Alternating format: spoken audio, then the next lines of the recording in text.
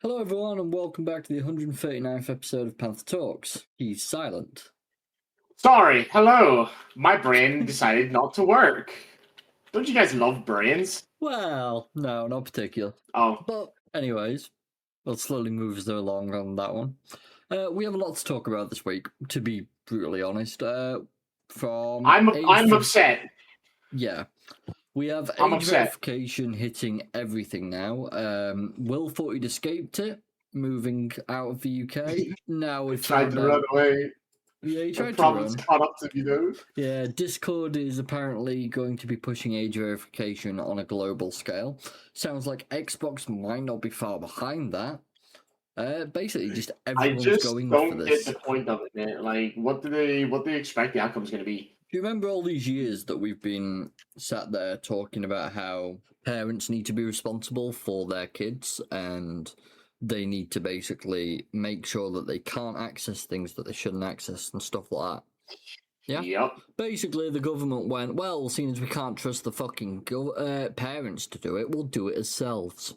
And that's their entire excuse. Lovely. That's the entire purpose and entire excuse of this entire situation. Just to be straight up, that is it. It's basically just piss poor parenting has caused technology to be impacted by the government directly. And they think it's a fucking wonderful thing because they have to do one less thing other than get pissed on a weekend. I say a weekend. Let's be honest, it's probably school nights too. So yeah, it's not hard. It's not like it's something you have to monitor. You literally set it up, and provided you don't just then hand them the password or your credit card, then you have no issues. Exactly. I'll get it. You know what? If I just type in child protection system for internet access, NSPCC. Oh look, an entire set of how to do it, how to set it up, what to do, what the For steps gaming are. consoles, apps, Yep. browsing, search engines. Why even when they're out of home, you can still change it. If you Because obviously you're going to be paying for the SIM card if they have a phone. Exactly. If you have all this at your fingertips, that was one search, the top link, and you're telling me we need this instead. Save the Children, another one that'll tell you how to do it. Ofcom, they'll tell you. Internet Matters, same thing. Online Safety, same thing. There's so many. And you're telling me you couldn't just Google it. Yeah, and even now, if you can't figure it out, you just ask the AI now, and it will give you step-by-step instructions. You give it what kind of device you have, what OS and all that, and it will literally just be like, yeah, do this, do that, sort it. Exactly. So, on top of these two, following the age verification system, we do have some other news. Some of it's good, some of it's bad. We'll go between as we usually do. So, next, John Wick's getting a 3D video game. Okay, then. Yeah, I thought this might be of slight interest to you. I am not impressed, though, that it was announced at PS5's thing, but we'll see how that goes. What, Sony exclusive or what? That's what I'm worrying about. Fantastic. Death Stranding 2 is coming to PC, and it's bringing some exclusive features with it. Yeah, it literally drops on like the 19th of March, I think it is. And it was announced like 4 days ago. So, not too bad. It's only a few days away, but I forgot it's February still. Why did I just do that? There we go. Why Ubisoft workers are striking across multiple countries. We already kind of know this. Let's be honest. It's just due to them trying to get them back into the office so that they can have an excuse to fire people. Because thank you, Ubisoft. Next, we found, the Game Awards kind of highly advertised this game, and it's effectively yet another Concord situation where the game developer laid off staff just 2 weeks after release. Finger pointing about Highguard failures is in full effect. Everything you need to know about this new free-to-play shooter that's apparently amazing, and oh wait, it's flopped to 46% positive on Steam out of 28,000 reviews. Yikes. I'm curious about one thing, actually. I didn't think to do this before, but Highguard. 1,782 people in-game right now. And it started off at 97,249. Their average daily reviews have dropped drastically. Okay. Yeah. Well, You know I what? mean, yeah, they're going down the same route, aren't they? You know. Yeah. Yeah, you know what? Well, I think we'll just get straight into this then, rather than just what we've been doing at the moment. I see. It's doing this shit again. Oh, there we go. Perfect. So, beyond Discord, how age verification is changing the architecture of the internet. I thought before we get into the Discord side of things, we'll just get into general discussion on this part because it's not just going to impact Discord. It's not just going to impact the games industry. It's going to go well beyond that. We know it's going to hit social media, and to an extent, it kind of already is.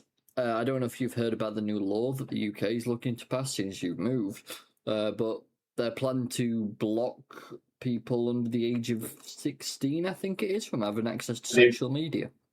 Yeah, they want to do the same thing as Australia. I'll be honest, I don't completely disagree. I don't know.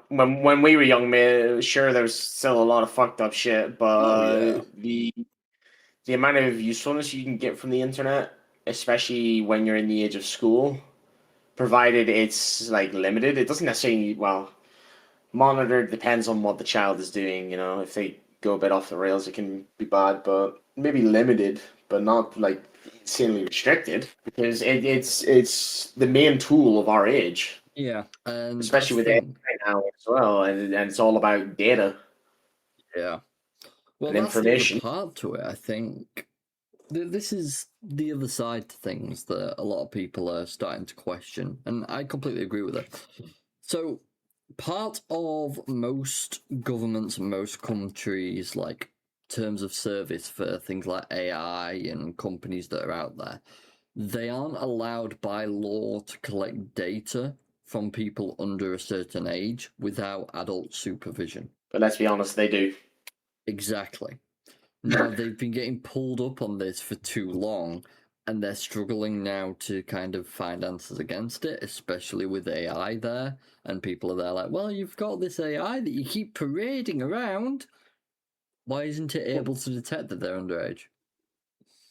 It's a dumb thing, and it's a very dumb fucking answer, but that's how people think, and that's what's kind of been done.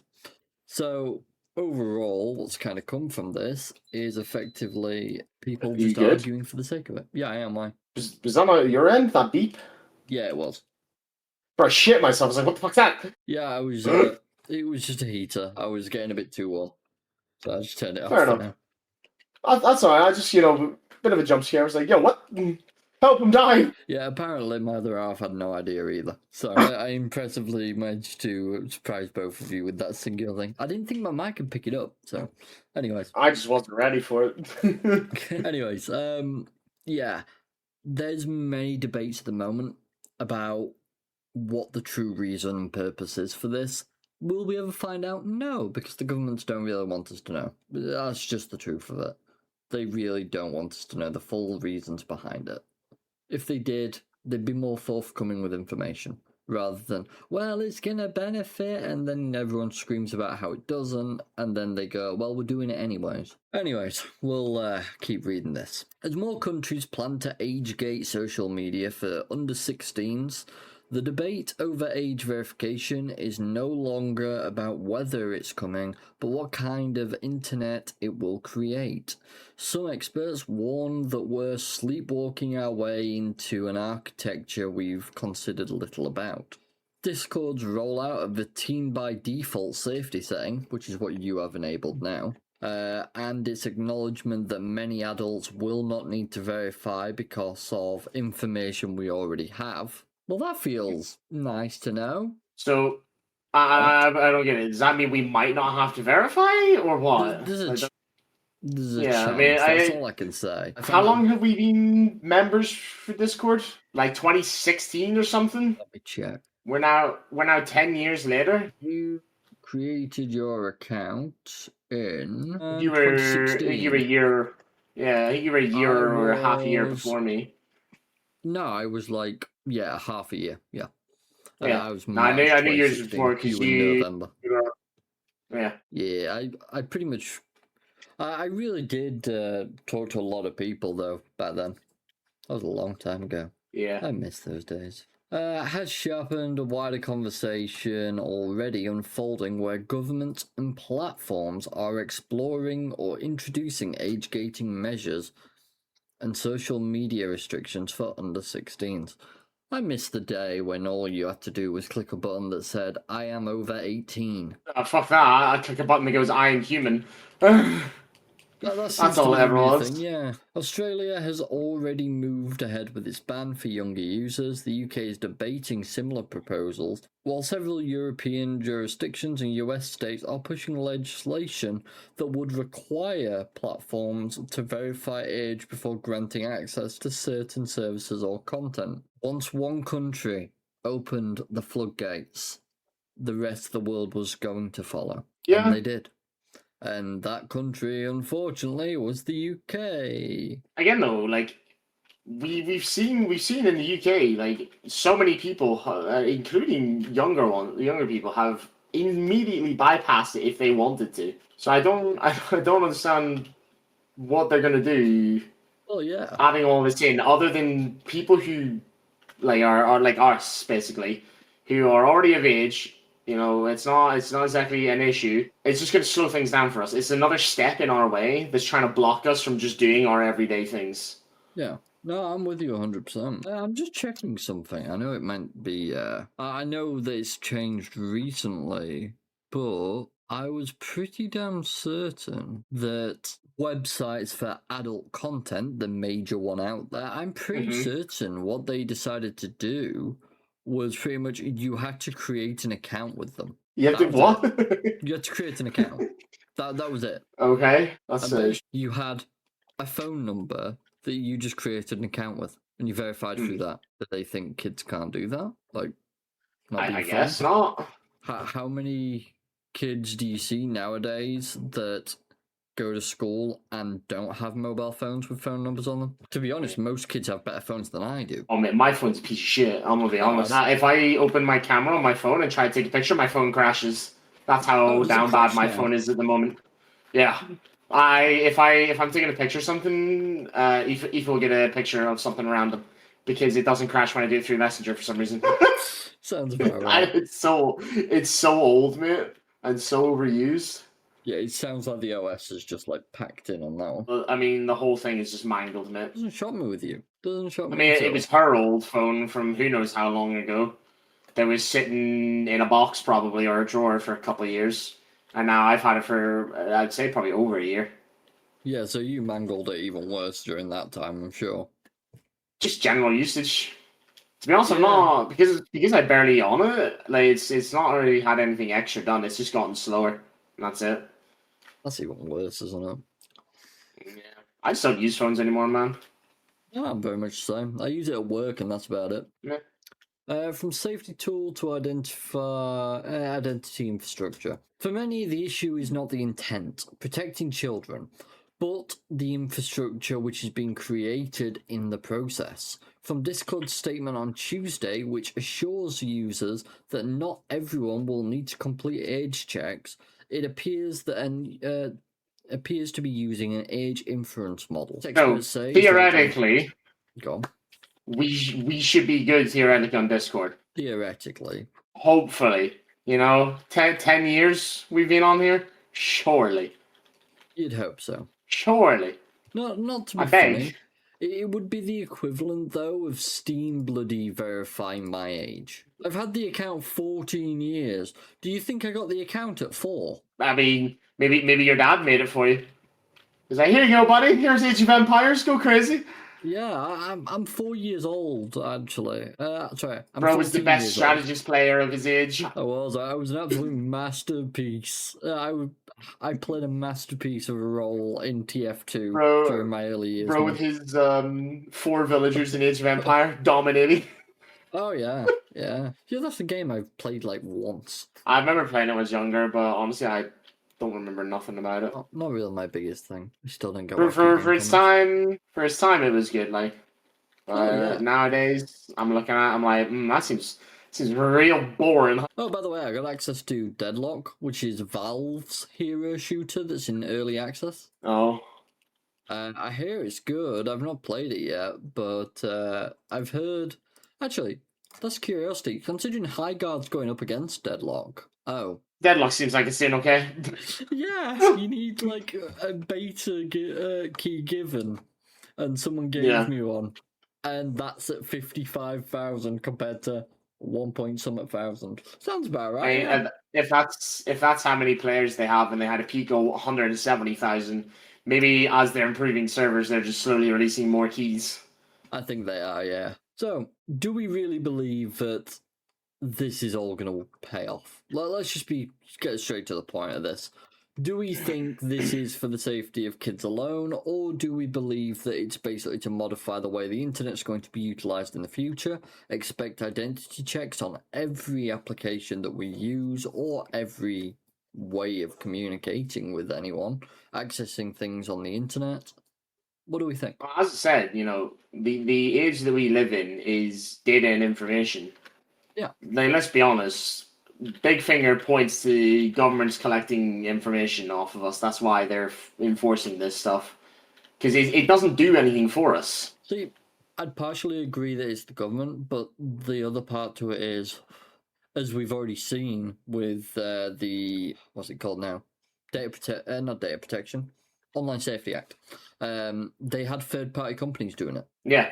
Like, why would you trust anyone with it when it's you can't trust the government as it is, and they're having someone else do it for them as well, which is even worse. Exactly. On top of that as well, Discord has already been hacked. Yeah, they already had data breaches when they first introduced this. It's like, why would I want to upload any information? As if I wasn't already against this, you're just giving me more reasons to be against it. And they're claiming, by the way, this is another thing. It's a separate article, but I've not got it up. I'll just tell you what it was. Basically, there was a claim recently that they stated any information they collect, they immediately delete once they receive it. So, like them videos or photos of your ID. That's what they're supposed to do by their own agreement. Apparently, they're using the UK as test subjects for taking this ID that's supposed to stay on your phone and that's it, and sending it elsewhere and keeping it there. Yeah, obviously, like, they're saying they're deleting the original, mate. They're not saying that they're not taking a copy of it. Yeah, it's so fucked. So, Discord. I don't really know what was expected to happen from this other than what's happening now, where there's data breaches, there's information being used in ways it shouldn't, the whole lot. Of course there is. Do you know what this is going to, like, completely do in, like, an amazing fashion to witness? What's that? You know that good old legal service, forged IDs? Oh, God. Yeah, you know, that's going to absolutely fucking thrive. Oh, yeah. This is why I've refused, rather, just doing anything that's to do with age verification, because you're just going to have your information stolen. That's all that's going to happen. That's all that can happen in this situation. There's nothing good that comes from it for me. Being over age, there's nothing good that comes from me verifying my age. The only thing that if I'm told I need to do an age verification, I will only do the one, where it's like a fucking photo of your face. Yeah. Because my face is already out there on the internet. I don't like you have social media accounts that have pictures of you on it. Yeah. So your face is already there. Episode on here. I've got 2 episodes on here where my face is visible. You've got one with your face visible. Yeah. But that's as far as I go. If they want me to verify my face and they can take a look at me and go, oh yeah, he's definitely over the age of 18, I don't care. That I can cope with. But that's as far as I'll go. I want no real linking. Just leave me be. Let me do what I want to do and don't keep getting in my way. I was putting an argument to someone the other day that if they really want to do this to protect the kids, why don't they just fucking create a new form of ID moving forwards where anyone under the age of 16 or however old they want to put it as can't access XYZ without a governmental ID that they'll get when they finish school at the age of 16. And let's be honest, mate. The best way to go about what they're doing, if it was really about safety and all that, is you would have to genuinely verify emails, not just create 2 emails and have them verify each other and suddenly you're quote-unquote legit. Like we've seen so many bypasses in so many different kinds of situations for literally every kind of protection that they've added to the internet. Oh, exactly. The way they're going about it doesn't do anything except we are putting ourselves at risk by having to upload personal information. Yeah. Personal information that shouldn't be given. Like it's one thing, personal information like your age, date of birth, whatever, that's stupid crap that you'd normally input. But when it comes to government issued IDs and stuff like that, you're risking a lot. You really are. I mean, you want to push it.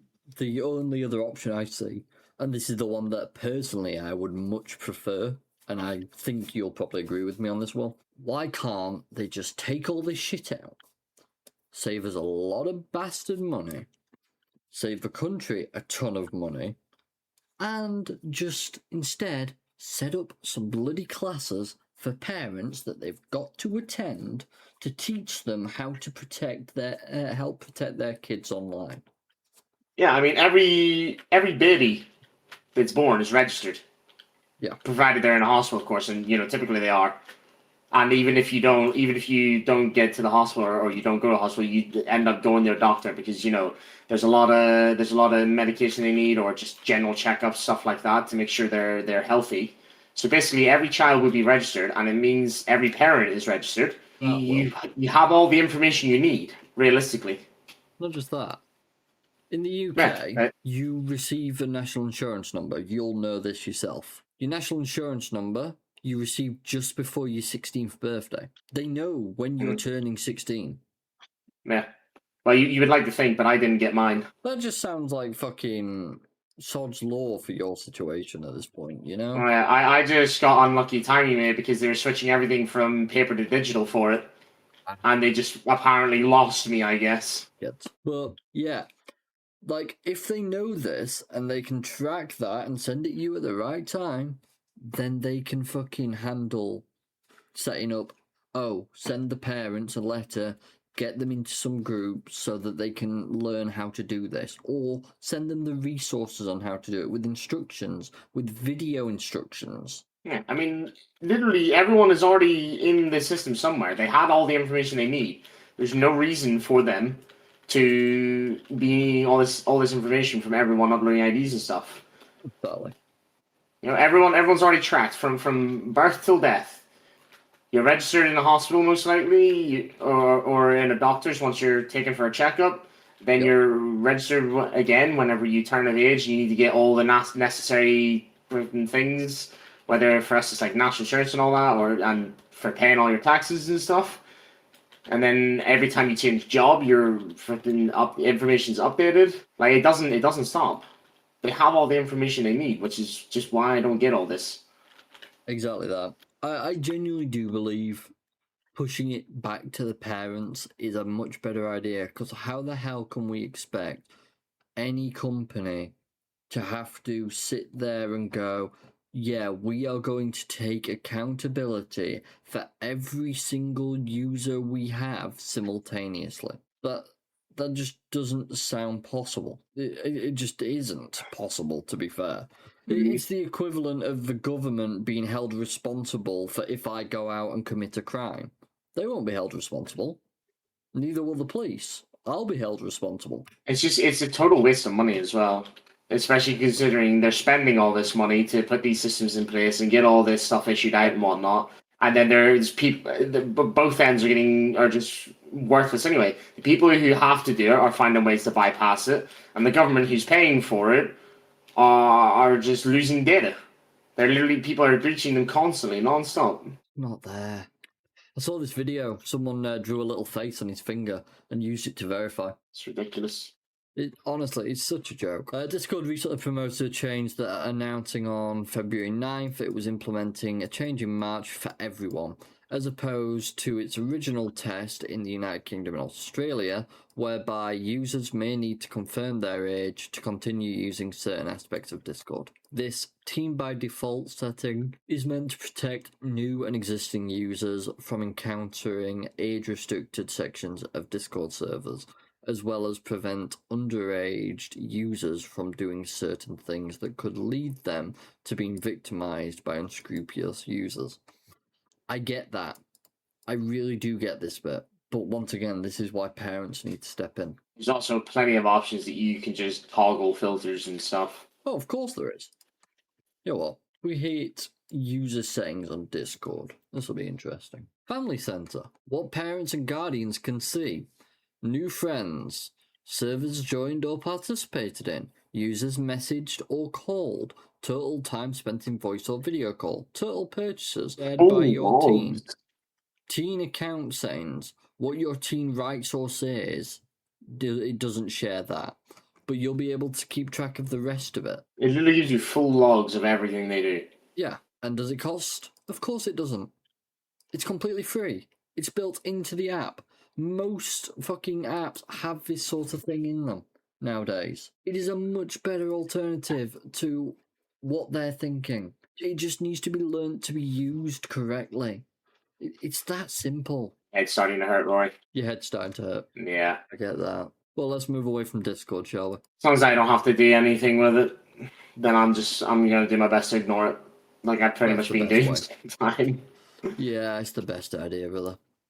Xbox Age verification for the UK goes live with widespread issues. Yep, already heard about this. It began its rollout of age verification. It seems it's currently not going well, all to plan. Overnight, many users reported issues with the service, and players have apparently been kicked out of games and unable to get back in. Nice. In a single night, players have taken to social media to report problems in which they have been removed from games and then forced to complete an age verification check. These are then taking hours to finish, or in some cases not completing at all. Why would you sit at it for hours trying to complete it, man? At that point, I just flipping turn everything off and just leave. Oh, so. Players have also been unable to use voice chat features. Who does that anyways?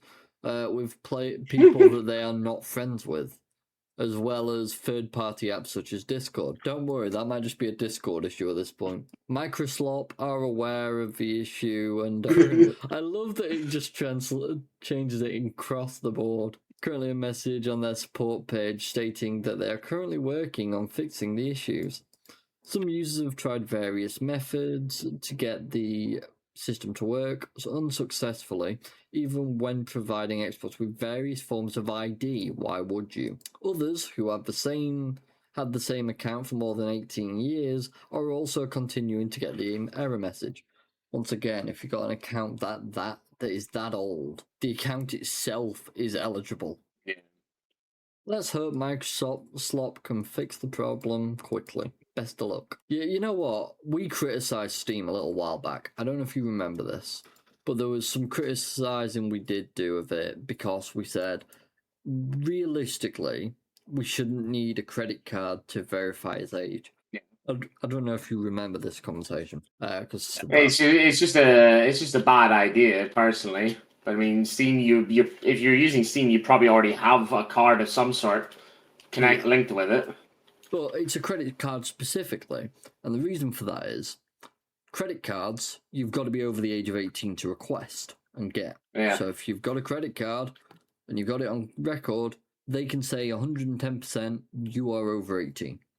That's how they decided. Probably not your mom's. Oh yeah, you can do that as well. But that's how they decided to do it, because they turned around and went, what is the point in us stealing someone's ID and taking the information from that to prove, yeah, they're definitely 18. Why would they already have tons and tons, millions, billions probably, of payment information stored from people like having their information saved, and they just don't need anything else. So why risk even more of someone's data by also putting personal photographic identification up there as well? On top of that, things like Discord, Microsoft, PlayStation, which I'm sure is going to follow, same with Nintendo. The question I've got to ask is, don't they all also accept payment? Yeah. So why can't they do that? Be simple, logical even. They probably want all of our data and information to hold against us at some point. Yeah, most likely. Anyways, Well, Jimmy, when you were 14, we knew that was your mom's credit card. So if you don't cough up, we're going to tell her.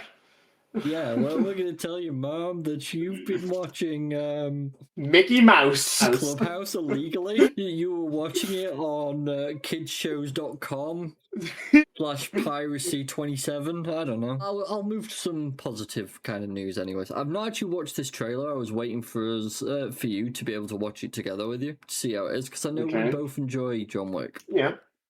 So this is the trailer we have. I think I still have audio on, don't I? I don't know. You've not had any audio this stream, so I couldn't tell you.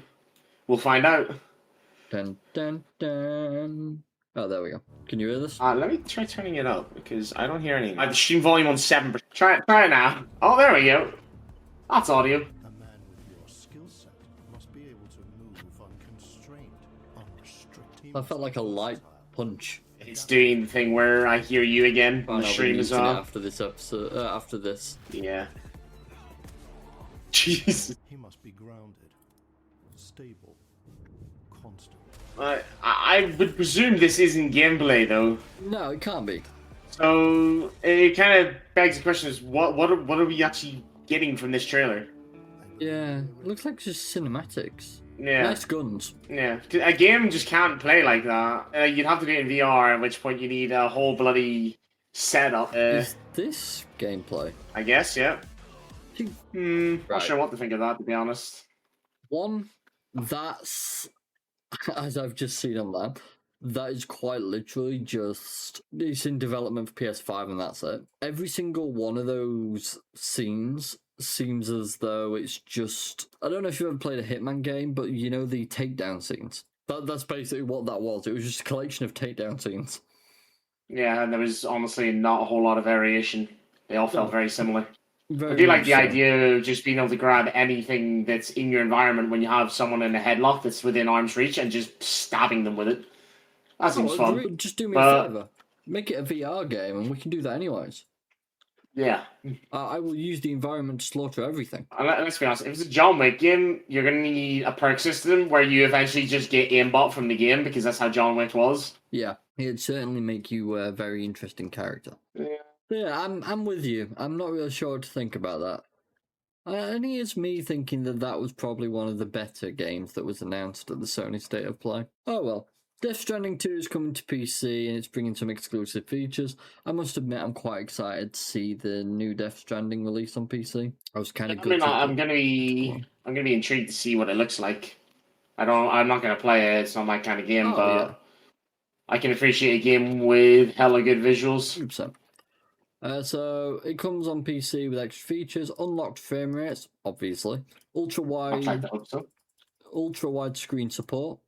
Good. For the weirdos. DualSense controller support. Good. Upscaling and frame generation. I dislike, but I get it.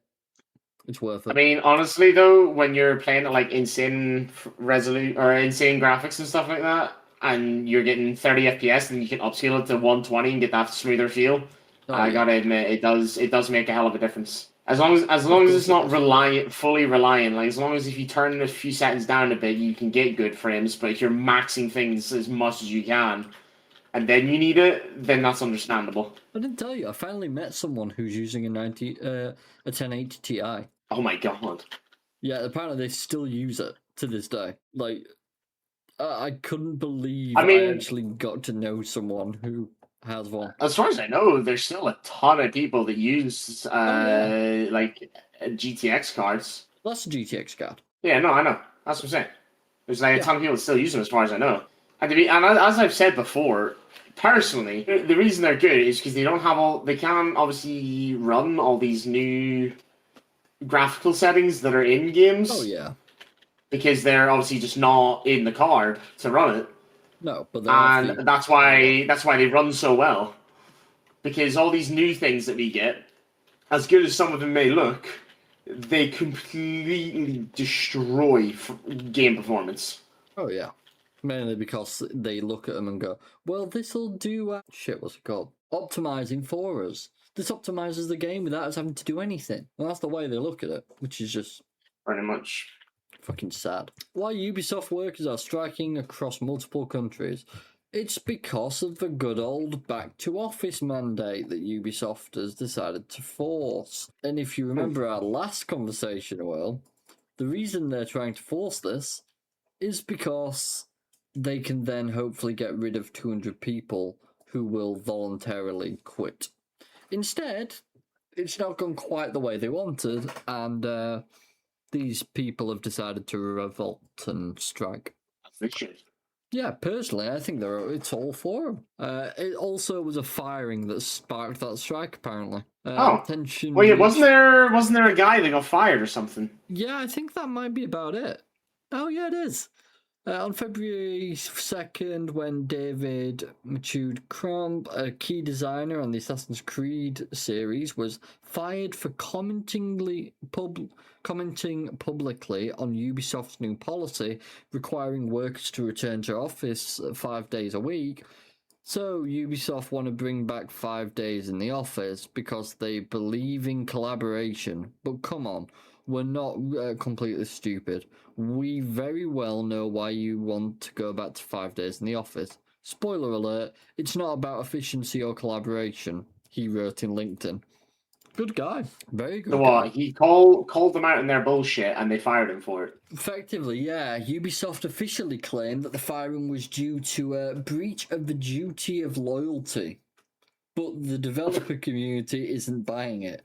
That is one mouthful of a reason. Jesus Christ. Oh, man.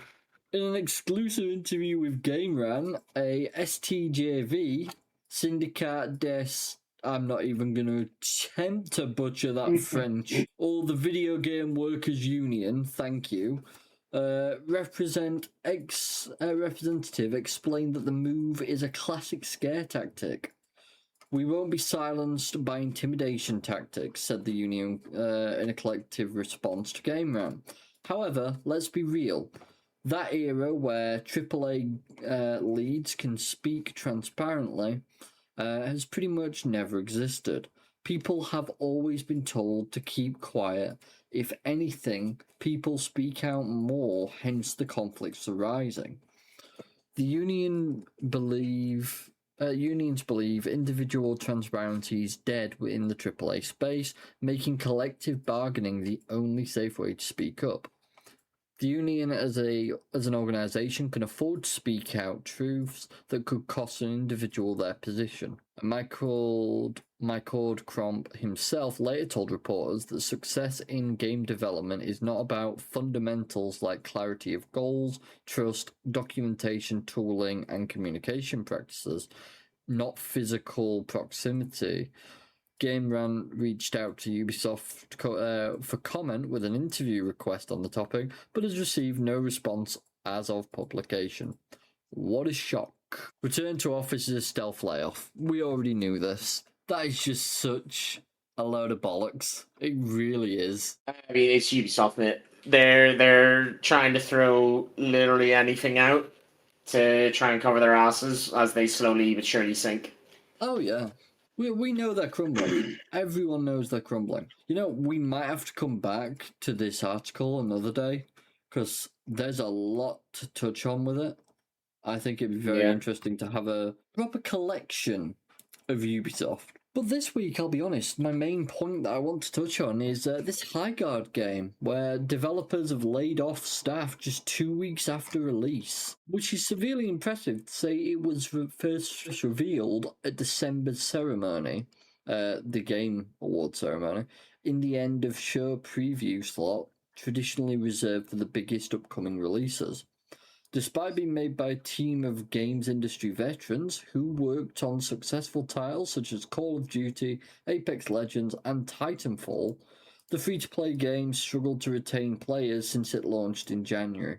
I mean, we've already seen... What style of game is it? Pretty sure it's a hero shooter. Right, so you're wanting Call of Duty devs to make something like that? PvP raid shooter.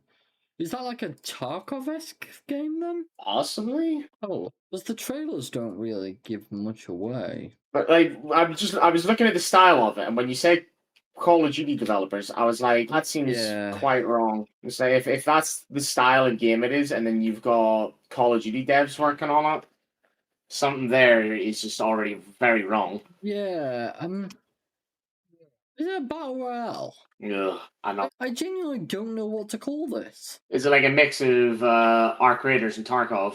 I guess they're kind of the same games. So more maybe Apex and Tarkov, which is essentially what Arc Raiders kind of was. Cure your It's still call your operation. It's still the same thing, though, is it not? Like, we're still just people are following trends, thinking they can release the next big title of the same genre. Second, choose from an array of unique strongholds to call your base of operations in large open maps. Each base has different layouts, advantages, and vulnerabilities. Pick the best base suited for your team composition, play style, and map type. Once you've called in a base, take some time to reinforce walls, customize your loadout before heading out into the field. Did someone basically just... I don't know what this game's supposed to be. Not too sure myself. Short-term Rust? I mean, man, a lot of servers on Rust are already short-term.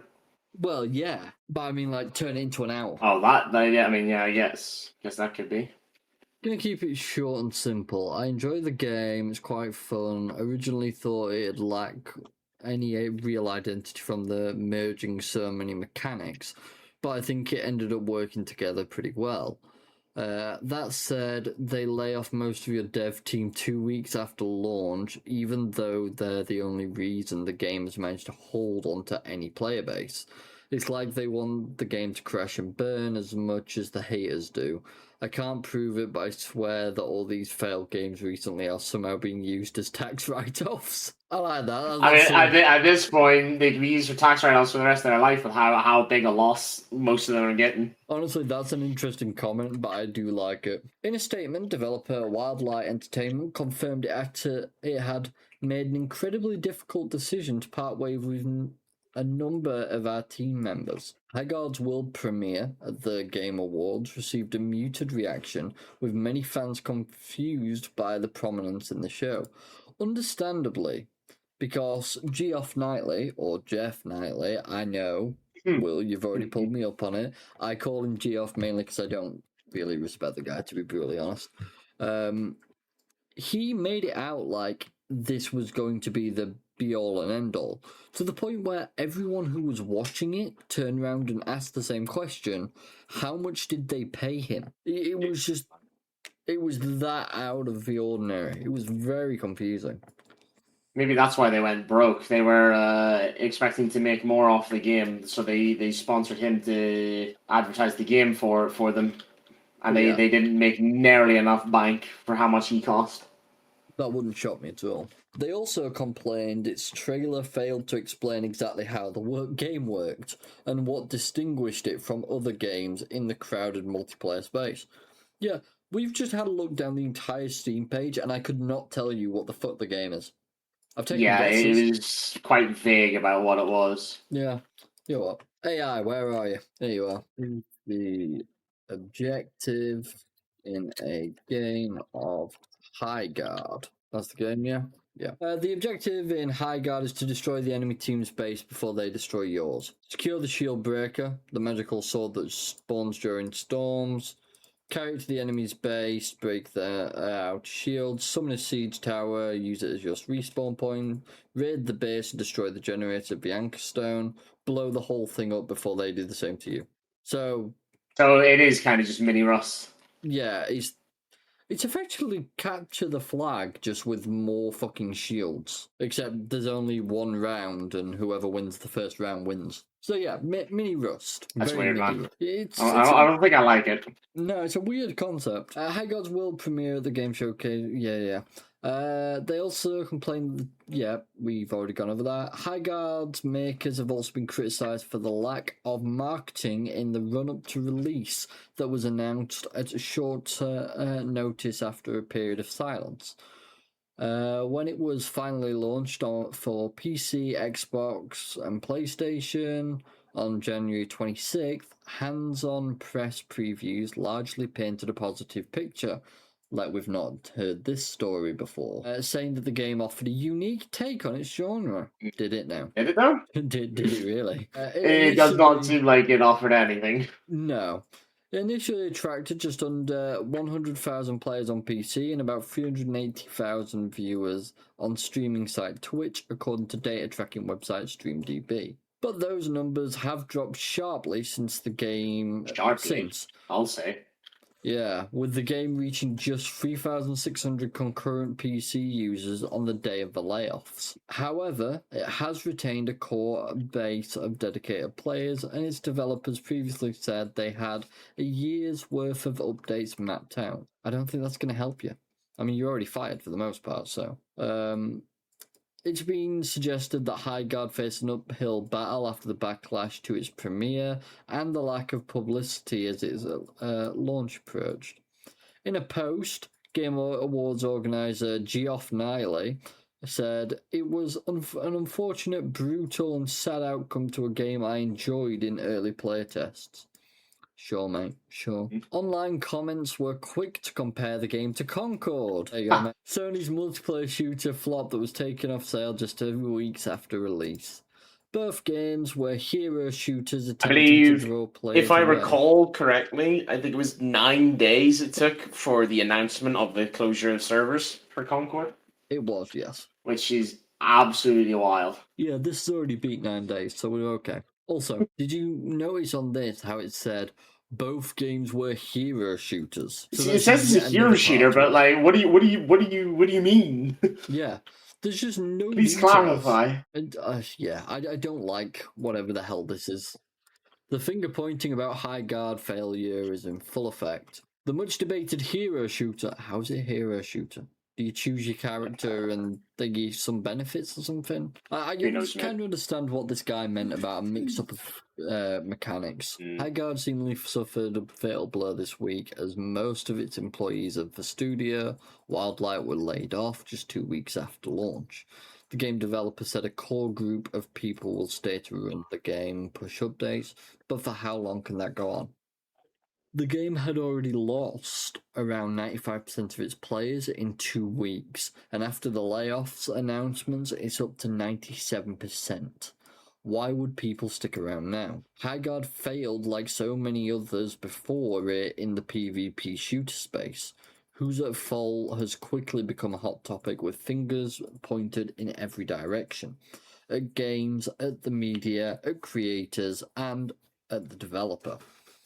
The developer chimed in on Thursday to lay out all the controversy from his side, and I think it's worth examining, as he wasn't the only one with this opinion. The developer, whom I won't name here despite this public post, as it doesn't seem fully necessary, wrote on Twitter that wrote a post on Twitter that talks about how bad it feels to ship his first game after working on it for many years, only for it to be received badly. This is blowing me away. We're hearing about games, like we're seeing games that are supposed to be worked on for years, yep, and they're releasing in this state and like basically immediately flopping. Most of the staff being immediately laid off. Companies closing straight away. I don't get it. I'll be honest, I don't. And the reason I don't understand it is you'd have thought these people would be able to turn around and go, well, if the first 4 failed, what chances do we have? Are we really understanding what gamers want and what people want from us? Or are we just designing something that us 8 people might enjoy? I just don't get it, though, because they're saying years of development, and this is what's getting released.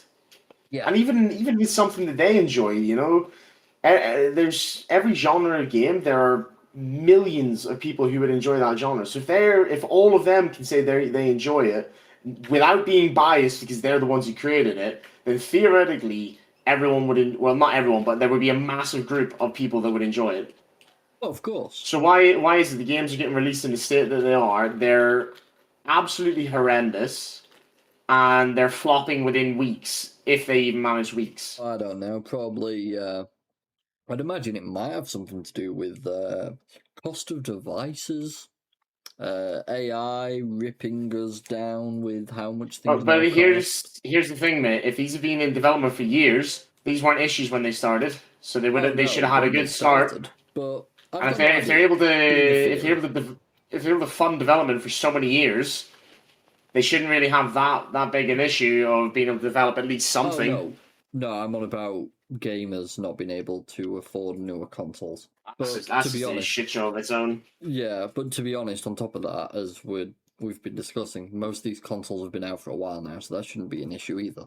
Yeah, when did the last gen of consoles come out? Plus, there was that period of time where they were quite cheap. 7 years ago? I think the PS5 came out second.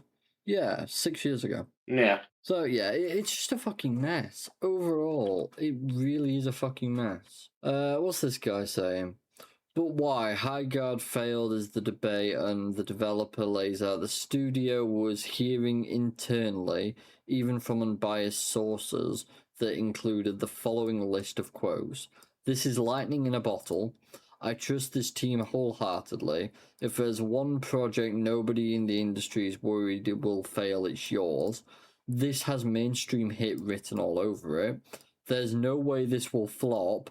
I could play this game all day. This was what the studio was hearing internally. So how did it go from people who are working in the game or close friends of the people working on the game saying stuff like that to being released and the public saying what they're saying now? Well, because the internals don't know what the externals want. It's like, as this says here, Sony really, really believed in Concord. They were saying the similar things to Concord's developers. But that's the thing, though. They're going to be full biased on it. Like they wanted to make them millions, so they're going to be like, "Oh yeah, guys, you're doing a great job. Game's fantastic," so on and so forth. Exactly. They don't. And then you get all the critics, I say in quotes, saying that the game's fantastic and absolutely amazing. And how many countless number of games have we seen where the critics have said it's the best thing they've ever played? And then it gets released and it's absolute dog shit. And then we see them also on the other end say about games that are terrible or they enjoyed it for a little bit, but it was kind of meh. They give it low ratings, but then the game gets released and makes millions, sells millions of copies. People are listening to the wrong people. They are. Highguard is a top-notch PvP shooter, not your average fare, but rather a highly creative and unique game. The game is great, cool mechanics. Highguard is a unique shooter, blah, blah, blah, blah, blah, blah, blah. I just don't get it. Like, did we not read as well about a guy who was a critic for a game not long ago who couldn't even get through the tutorial? Yeah, do you recall this? That's about like 5 years back now. But yes, he couldn't get through a tutorial.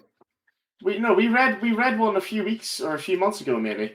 Really? Where he was incapable of getting through some part of the game, and because he couldn't get through it, he gave the game an absolute devastating review. I can't recall it. I know we read one recently, yes, but there's a famous one that happened exactly like that. Ironically, this was for Cuphead. The same thing happened. Oh yeah, remember us doing that as yeah. Yeah. So. Oh yeah, because he couldn't do the dash jump. No, exactly. Or jump then dash, whatever you want. It's so fucking disappointing. But it's the fact, though, that for some reason, like, these people can actually have such an effect on a game. Like, people will see these people who have absolutely no idea how to play a video game or have no enjoyment playing it. They just think, oh, my words mean something, and give it a terrible review. People see the review and are like, oh, I'm going to stay away from that. Then people don't try, and people don't even get to see how good a game can actually be. But then they go to these terrible games. And and because they're the most walkthrough thing ever, because it's go here, press that button, go there, press this button. They're like, oh, this is great, this is easy, and they give it this great review, and then people play it, and it's the most mundane experience you've ever seen in your life. And then that's why the game ends up flopping, because there's nothing actually happening other than the game telling you to go to a location, be a messenger boy, and press X. Yeah, you see as well, brother. Sony had a state of play recently. This is where like a lot of this came from. Shut up. And one of the things that dropped in this, well, there was a few bits. There was God of War Sons of Sparta, which for some reason they decided to make a side-scroller co-op game. God of War Trilogy, the original, remake. There's some bits I'm a bit like, whatever, but some bits I'm like, why? One of the things that really baffled me here is Marathon, that's apparently releasing next month. Well, that kind of fell off the face of the earth, didn't it?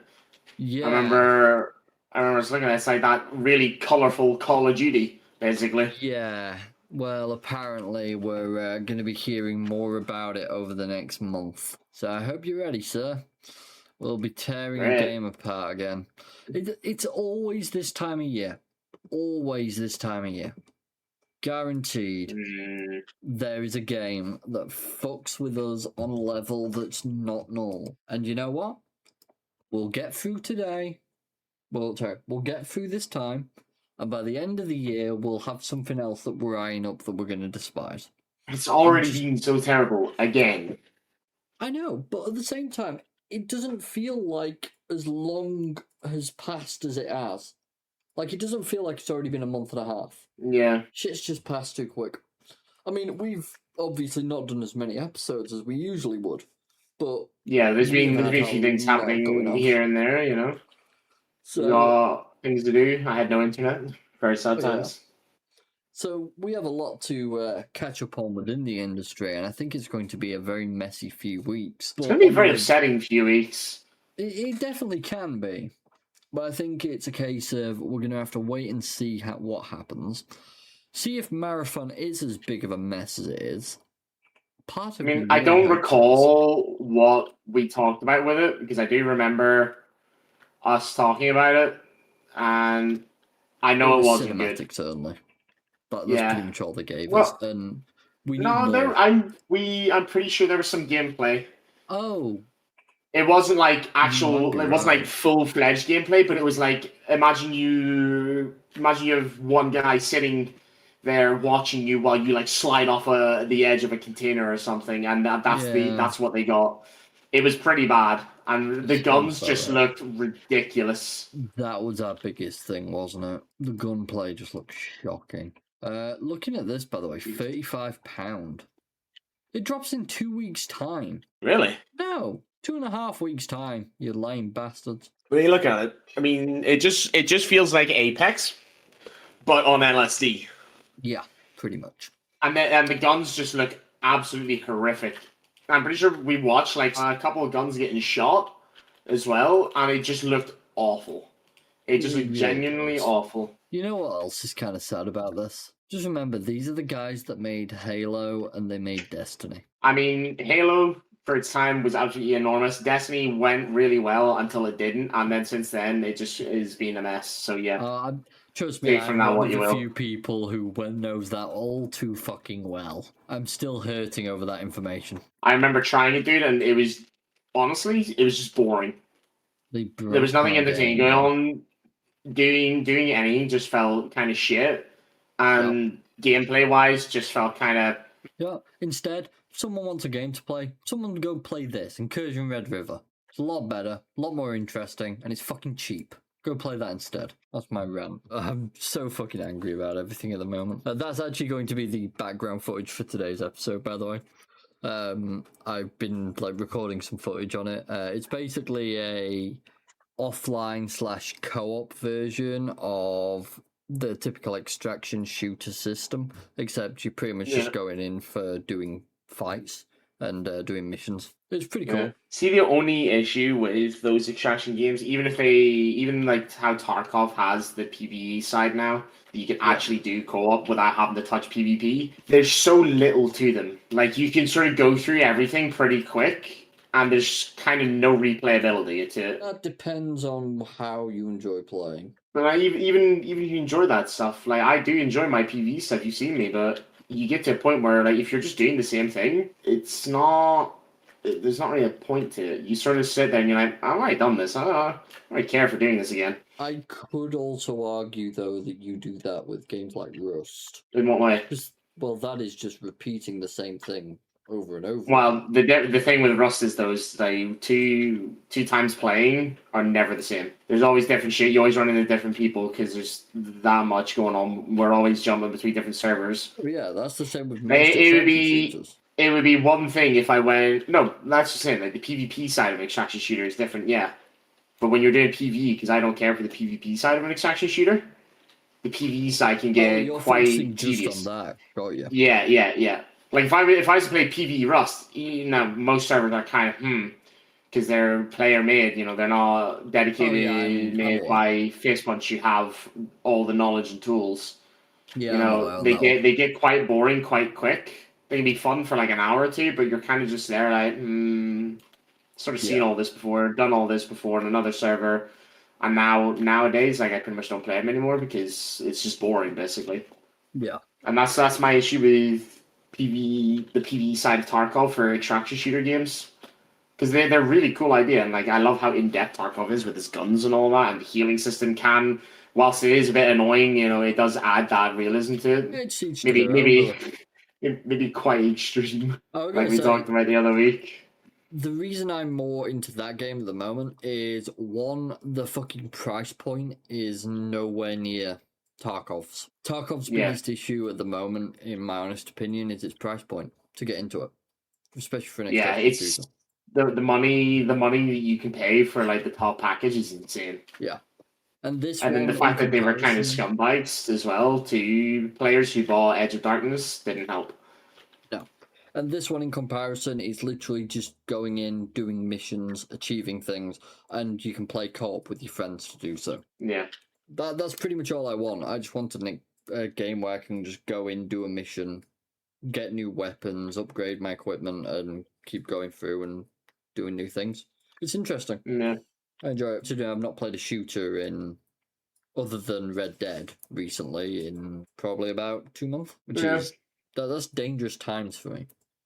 I need to get back. Anyways, with all that said and done, I think I am done there for this week. Do you have anything you'd like to add, Will? I hope we see improvements throughout the year. Yeah, considering we only have 10 months left already. Yeah, it's been quite heartbreaking the last couple of years, and we're not seeing any improvements. I do still find it funny though.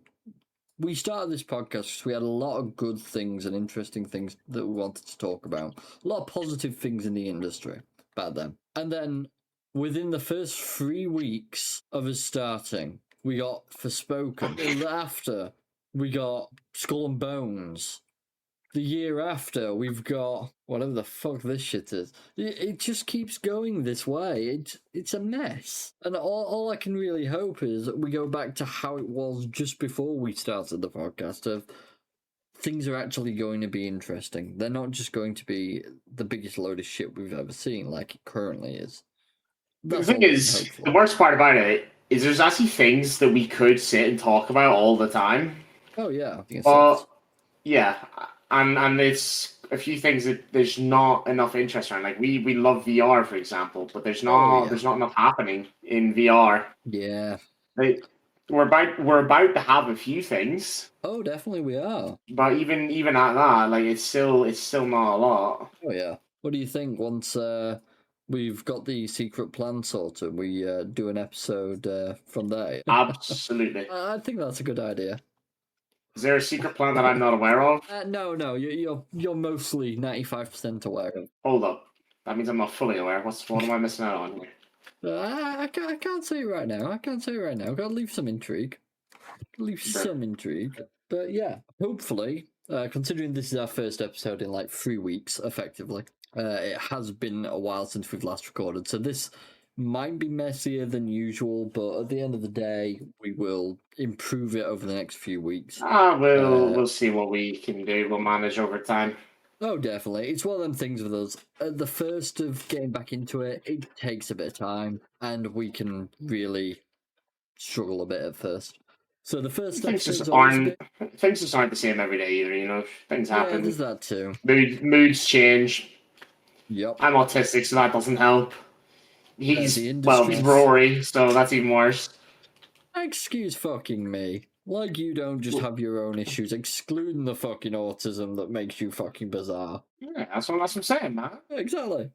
Bitch. I'm not alone on this. Anyways, with all that said and done, thank you all very much for watching. If you have enjoyed, feel free to like, follow, subscribe, comment, all that good stuff. I think that's everything. So, unless there's anything you'd like to add, Will? You forgot one thing. Join the Discord. Yes, that's a Well, point. aside from that, you were supposed to tell people who are going to watch the episode that we're streaming in an hour. Oh shit! Yeah, that's a point. That was kind of the whole point of why things were changing this week, and it's just gone over his head. I can't say anything. I can't say anything. It's not like I remembered. I'm a naturally forgetful person. You know what? That's fine. We'll I'm still waiting for him to forget me. Yeah. That's but that'd be impressive after what 10, 11 years. Come on, man. That'd be a challenge. So yes, as Will has happily pointed out now, we will be streaming an hour after this episode is finished. It will be the same every week. So the episodes will be going out on a Sunday, and once the episode's finished, because each episode is roughly about an hour, we'll be streaming at about 12 o'clock. Typically, is the usual time. Our time, which is GMT. Which is like it's going to be BSG. Usually around that. Yeah, it's GMT, BST. It's one of those. Always switches a bit, but basically we'll be streaming. It'll be going from 12 up until about 1-2 o'clock. If you want to drop by, drop some messages, stuff like that, feel free to do so. This video will be uploaded just about an hour and a half beforehand. So as you're finishing up watching, if you've caught it a little late, you might still be able to catch us over there and ask any questions that you feel like you want to. That'll be the week after's episode in advance. So that way we'll actually have some time to get editing stuff done and improve things, because these base episodes, as you'll see in the live stream, can be a little bit messy. Just a little bit. Trust me, if you have some of the base versions before I actually edit them, dear God, would you question everything? Especially when we have our moments. Oh, yeah. The amount of tangents I have to tear out of this. Or we just sit and talk smack to each other for 10 minutes, you know? Oh, yeah, guaranteed. Both are highly likely with us. But, yeah, that's the plan moving forwards. I'll probably won't take this version to put at the beginning of the next episode. I'm going to have to record it at the next episode and try and get it right. So, we'll try as best. We'll see what we can do. Anyways, thank you all very much for watching, and we will see you all next time. See you next week, guys. Bye for now.